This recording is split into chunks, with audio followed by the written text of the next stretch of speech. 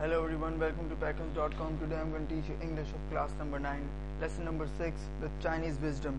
Please turn to page number 16.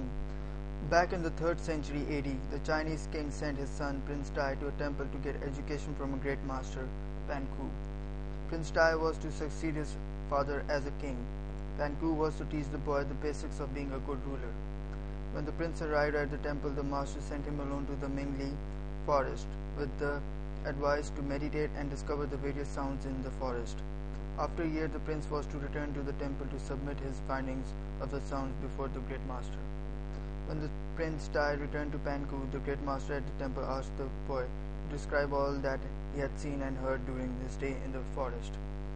"Respected sir," said the prince, "I could hear the cuckoos sing, the leaves rustle, the hummingbirds hum, the crickets chirp, the grass blow, the bees buzz, and the winds whisper." When the prince had narrated all that he had experienced, the master ordered him to go back to the forest again. He told him to stay there for another year to listen to what more he could hear. The prince was puzzled by the master's new order. Had he not already discerned every sound and explained everything to the master?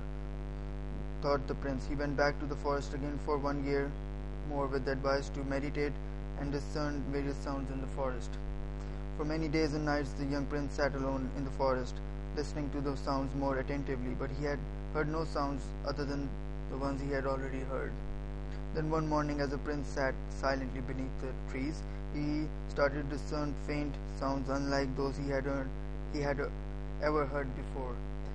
The more closely he listened, the more audible and clearer the sounds became.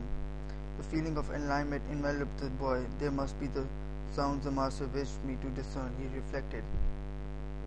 When Prince Tai returned to the temple, the master asked him what more he had heard. Respected master, responded to the prince reverently, "When I listened more closely, I could hear the unheard sounds of flowers opening, the sounds of the suns forming the earth, and the sound of the grass with the morning dew."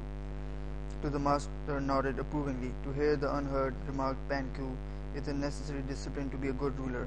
For when a ruler has learned to listen closely to the people's heart, their feelings uncommunicated, pains unexpressed, and complaints not spoken of, only then can he hope to inspire confidence in his people.